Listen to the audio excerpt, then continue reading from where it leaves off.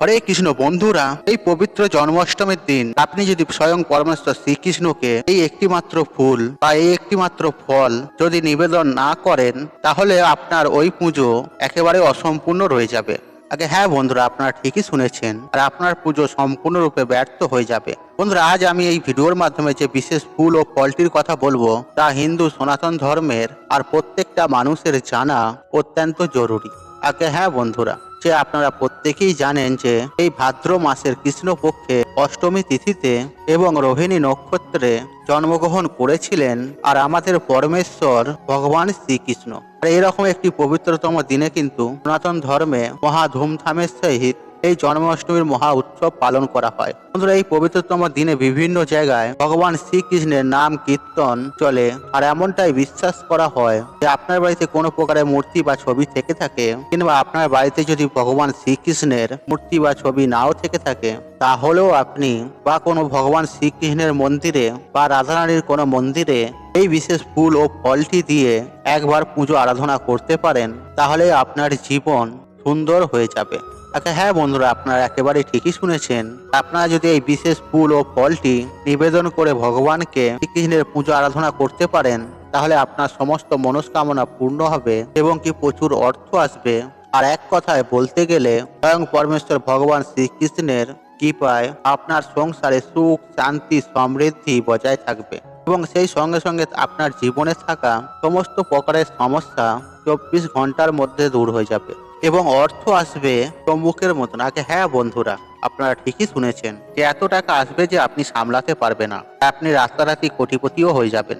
আপনার জীবনে থাকা যাবতীয় সমস্যা কেটে যাবে এবং সেই সঙ্গে সঙ্গে রোগ, জ্বালা, অসুস্থতা আপনার ধারের কাছেও আসবে না।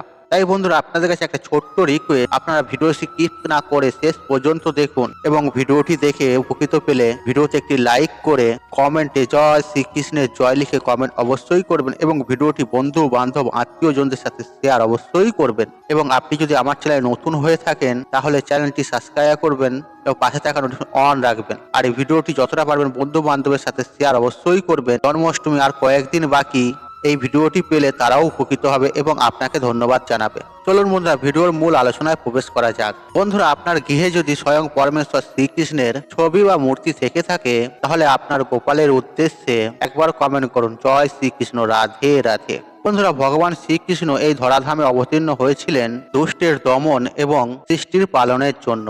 বন্ধুরা, আমরা প্রত্যেকেই জানি যে ভগবান শ্রীকৃষ্ণের মামা কংসকে হত্যা করার জন্য এবং গোটা বিশ্ববাসীকে ধর্মের পথ দেখাতে এবং ন্যায়ের পথ দেখাতে এসেছিলেন। তাই বন্ধুরা, আজ আমি আমার এই ভিডিওর মাধ্যমে আপনাদের জানিয়ে দেব, এই পবিত্রতম জন্মাষ্টমীর দিনে আপনারা এই বিশেষ ফুল ও ফলটি নিবেদন করতে কোনো মতেই ভুলবেন না।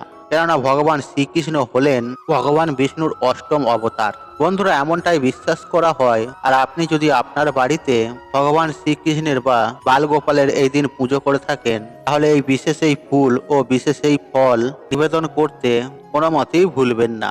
তাই বন্ধুরা, আমি সবার প্রথমে একটি কথা জানিয়ে রাখতে চাই, আর তা হলো যারা মনে করছেন এই জন্মাষ্টমীর ব্রত পালন করবেন বা যারা জন্মাষ্টমীর পুজো আরাধনা করবেন, আর তাদেরকে আমি অতি অবশ্যই জানিয়ে রাখি যে জন্মাষ্টমীর আগের দিন অর্থাৎ উপবাস পালন করতে হবে। বন্ধুরা, একটি কথা মাথায় রাখবেন যে এই পবিত্র জন্মাষ্টমীর দিন আপনি কিন্তু চাইলে নির্জলা উপবাস করেও থাকতে পারেন, নইলে আপনারা চাইলে জলগ্রহণ করেও উপবাস করে থাকতে পারেন। বন্ধুরা, এই বিষয়ে আপনাদের কাছে আরো একটা কথা জানিয়ে রাখি, আপনারা ভগবান শ্রীকৃষ্ণের পুজো আরাধনা না হওয়া পর্যন্ত মুখে যেমন কোনো কিছু তুলবেন না, ঠিক তেমনই আপনারা এই দিন সারাটা দিন স্বয়ং পরমেশ্বর শ্রীকৃষ্ণের নাম কীর্তন করে যাবেন। বন্ধুরা, এই পবিত্রতম জন্মাষ্টমীর দিন সকাল সকাল ঘুম থেকে উঠে বাসি বিছানায় বসেই আপনারা দুটো হাত জড়ো করে স্বয়ং পরমেশ্বর ভগবান শ্রীকৃষ্ণের যে কোনো একটি মন্ত্র আপনারা জপ করবেন। পারলে ভগবান শ্রীকৃষ্ণের মহামন্ত্র আপনারা জপ করতে পারেন। হরে কৃষ্ণ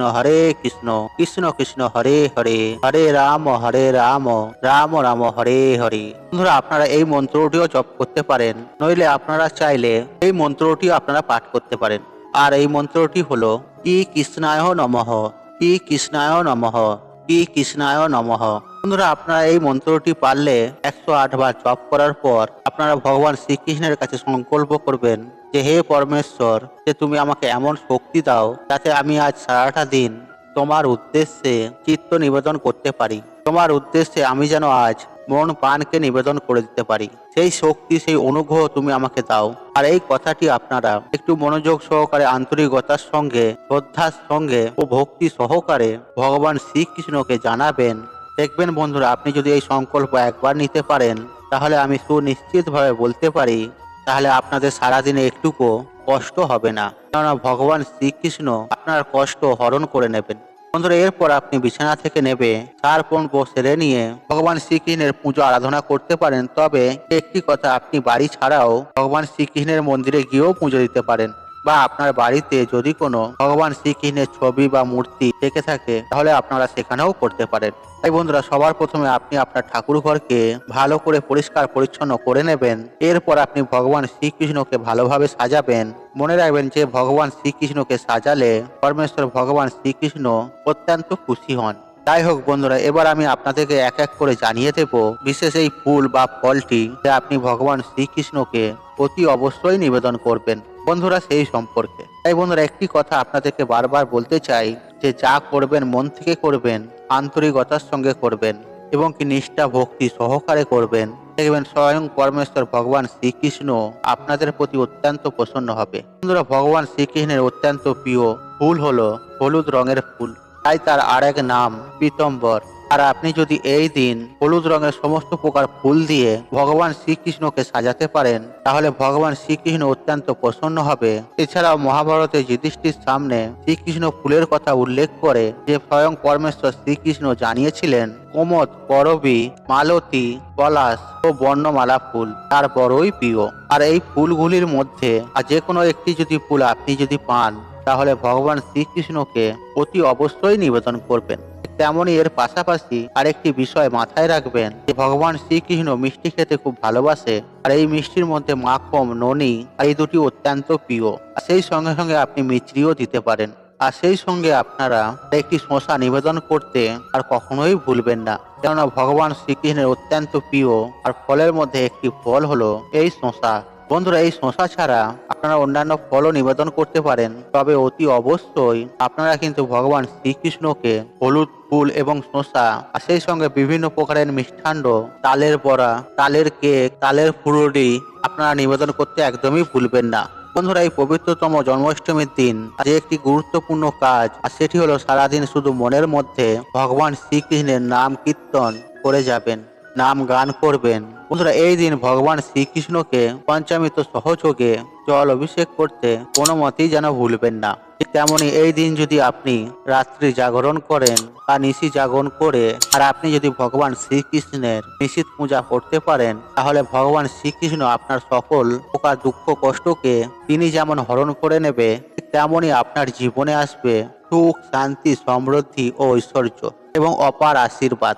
বন্ধুরা, আশা করছি এই ভিডিওটি আপনাদের ভালো লেগেছে। তাহলে ভিডিওতে একটি লাইক করুন, কমেন্ট করুন, শেয়ার করুন এবং বন্ধু বান্ধব আত্মীয়জনদের সাথে শেয়ার অবশ্যই করুন। মনে রাখবেন, আপনার একটি শেয়ার অনেক মানুষকে উপকৃত করে তুলতে পারে।